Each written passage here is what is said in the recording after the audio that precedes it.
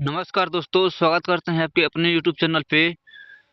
तो आज top 20 question पढ़ेंगे। उससे पहले हमारे वीडियो को लाइक कर दीजिए और चैनल को सब्सक्राइब कर दीजिए। तो चलिए चलते हैं आज के पहले क्वेश्चन पे। भारत का पहला पंचवर्षीय योजना कब लागू हुआ था?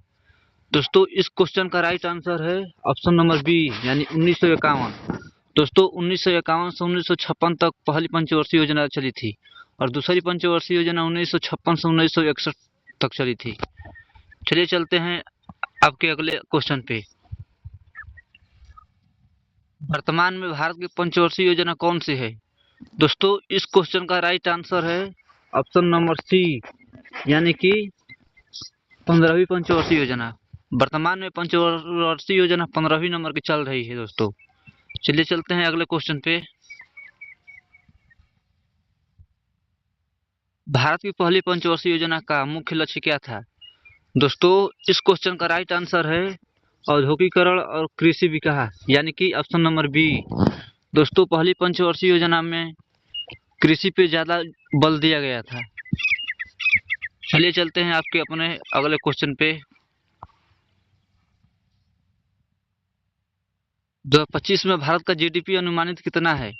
दोस्तों, इस क्वेश्चन का राइट आंसर है ऑप्शन नंबर बी, यानी कि 4.5 ट्रिलियन। दोस्तों, 4.5 ट्रिलियन भारत का 2025 का जीडीपी ग्रोथ रेट है। चलिए चलते हैं आपके अगले क्वेश्चन पे। 2025 में भारत के सबसे बड़ा कृषि उत्पादन राज्य कौन सा है? दोस्तों, इस क्वेश्चन का राइट आंसर है ऑप्शन नंबर ए, यानी कि उत्तर प्रदेश। उत्तर प्रदेश 2025 का सबसे बड़ा कृषि उत्पादन राज्य बन गया है। चलिए चलते हैं आपके अगले क्वेश्चन पे।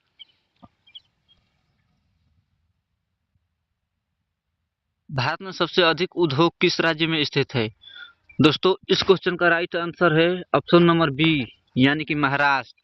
महाराष्ट्र में सबसे ज्यादा उद्योग कारखाना है। चलिए चलते हैं अगले क्वेश्चन पे। भारत में इंडस्ट्रियल प्रोडक्शन आईपीपी का आधार वर्ष 2025 में कौन सा है? दोस्तों, इस क्वेश्चन का राइट आंसर है ऑप्शन नंबर बी, यानी कि 2011 से 2012 तक। दोस्तों, 2011 से 2012 तक के बीच में जो इंडियन इंडस्ट्रियल प्रोडक्शन का आधार वर्ष माना गया है। चलिए चलते हैं आपके अगले क्वेश्चन पे।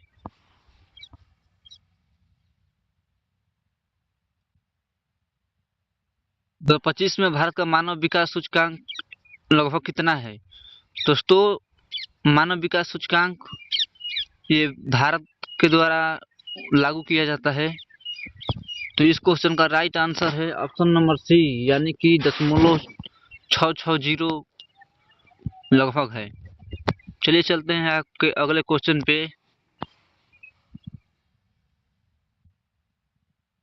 2025 में भारत का लिटरेसी रेट अनुमानित कितना है? दोस्तों, भारत का लिटरेसी रेट यानी साक्षरता दर लगभग 80% है, यानी कि option number C right answer होगा। चलिए चलते हैं आपके अगले क्वेश्चन पे। 2025 में भारत का प्रति व्यक्ति आय यानी पर कैपिटल इनकम अनुमानित कितनी है? दोस्तों, इस क्वेश्चन का राइट आंसर है ऑप्शन नंबर बी, यानी कि 1,70,000 भारतीय रुपया।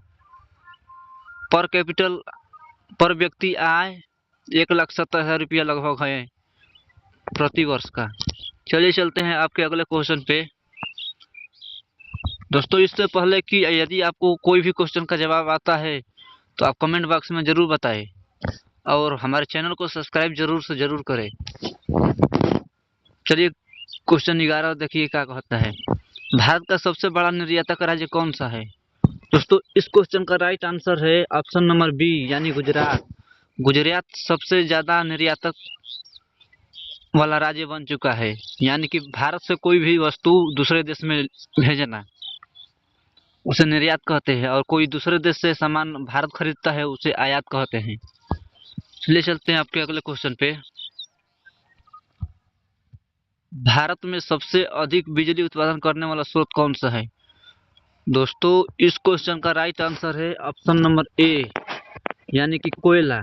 कोयला से सबसे ज्यादा बिजली उत्पादित किया जाता है।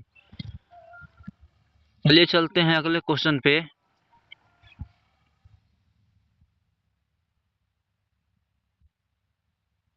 भारत में इनकम ऑफ इंडस्ट्रियल प्रोडक्शन का उपयोग किस लिए किया जाता है?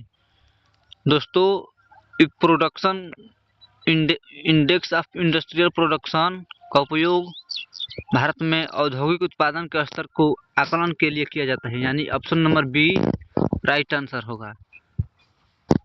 चलिए चलते हैं अगले क्वेश्चन पे।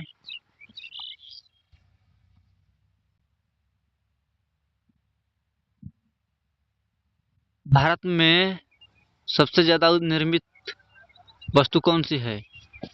दोस्तों, इस क्वेश्चन का राइट आंसर है वाहन, यानी कि भारत में सबसे ज्यादा विनिर्मित वस्तु वाहन है, यानी कि भारत में ज्यादा वाहन का निर्माण नहीं किया जाता है। किसी दूसरे देश से ज्यादातर सामान लाया जाता है और भारत में फिर उसे जोड़कर बनाया जाता है। चलिए चलते हैं आपके अगले क्वेश्चन पे। भारत में 2025 में सबसे बड़ी सेवा क्षेत्र योगदान कौन सा है? दोस्तों, इस क्वेश्चन का राइट आंसर है ऑप्शन नंबर बी, यानी आईटी और सॉफ्टवेयर। इससे पहले अगर देखा जाए 2000 से पहले तो ज्यादातर कृषि का ही सबसे बड़ा क्षेत्र रहा था। चलिए चलते हैं आपके अगले क्वेश्चन पे। भारत में कंज्यूमर प्राइस इंडेक्स किसके लिए प्रयोग किया जाता है? दोस्तों, इस क्वेश्चन का राइट आंसर है ऑप्शन नंबर बी, यानी महंगाई दर। महंगाई दर को मापने के लिए कंज्यूमर प्राइस इंडेक्स का उपयोग किया जाता है। चलिए चलते हैं अगले क्वेश्चन पे।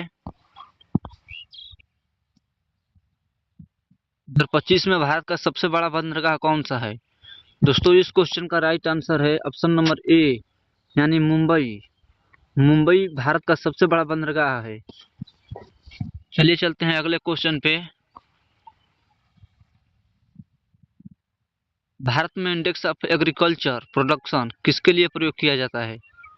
दोस्तों, इस क्वेश्चन का राइट आंसर है कृषि उत्पादन के स्तर का आकलन के लिए, यानी बी राइट आंसर होगा। कृषि उत्पादन के स्तर को आकलन के लिए इंडेक्स ऑफ एग्रीकल्चर प्रोडक्शन का प्रयोग किया जाता है। चलिए चलते हैं अगले क्वेश्चन पे। भारत में सबसे बड़ा और ऊर्जा परियोजना 2025 में किस राज्य में है? दोस्तों, इस क्वेश्चन का राइट आंसर है ऑप्शन नंबर ए, यानी राजस्थान।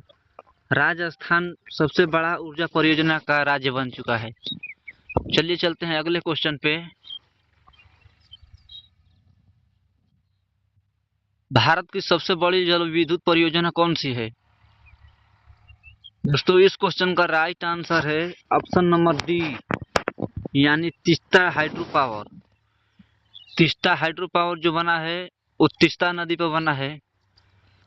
सबसे बड़ा विद्युत परियोजना भी है। चलिए चलते हैं अगले क्वेश्चन पे। यदि वही सबसे बड़ा बांध पूछे तो रिहंद बांध सबसे बड़ा हो जाएगा। भारत में इंडेक्स ऑफ होलसेल प्राइस का प्रयोग किसके लिए किया जाता है? दोस्तों, इस क्वेश्चन का राइट आंसर है ऑप्शन नंबर बी, यानी थोक महंगाई दर को मापने के लिए इंडेक्स ऑफ होलसेल प्राइस का प्रयोग किया जाता है। चलिए चलते हैं अगले क्वेश्चन पे। भारत में सबसे ज्यादा आयात होने वाली वस्तु कौन सी थी? दोस्तों, इस क्वेश्चन का राइट आंसर है ऑप्शन नंबर ए, यानी पेट्रोलियम। पेट्रोलियम सबसे ज्यादा आयात करता है भारत, यानी दूसरे देशों से ज्यादा माल पेट्रोलियम का ही खरीदा जाता है। चलिए चलते हैं आपके अगले क्वेश्चन पे। क्वेश्चन 23। भारत का इंडेक्स ऑफ सर्विस का मुख्य उद्देश्य क्या है? दोस्तों, इस क्वेश्चन का राइट आंसर है ऑप्शन नंबर सी, यानी कि सेवा क्षेत्र और आर्थिक योगदान मापना। सेवा क्षेत्र सबसे बड़ा इंडेक्स ऑफ सर्विस है। चलिए चलते हैं आपके अगले क्वेश्चन पे।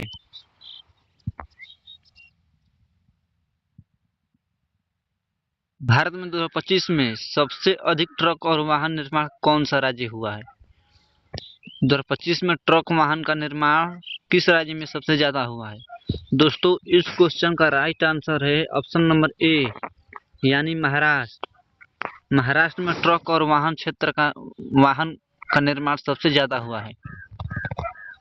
ये चलते हैं आपके अगले क्वेश्चन पे। क्वेश्चन 25 क्या कहता है,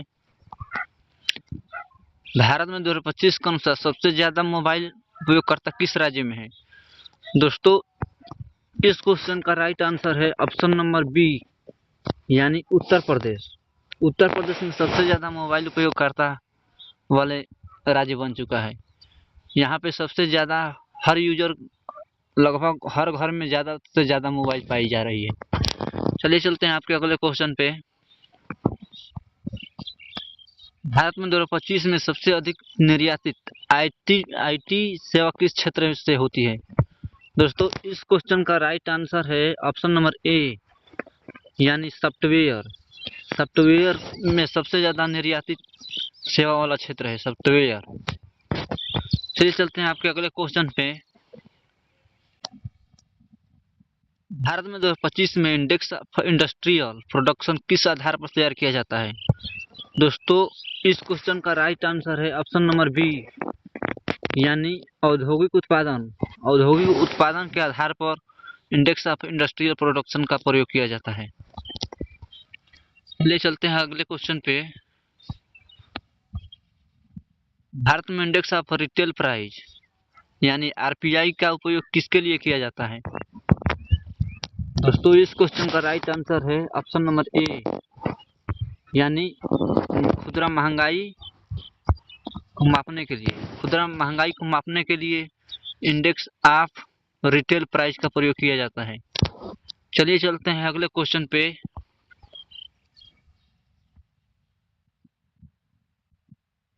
भारत में 2025 में सबसे अधिक निर्यातित कृषि उत्पादन कौन सा था? दोस्तों इस क्वेश्चन का राइट आंसर है ऑप्शन नंबर बी, यानी चावल। चावल सबसे ज्यादा भारत में निर्यातित वाला देश बन चुका है।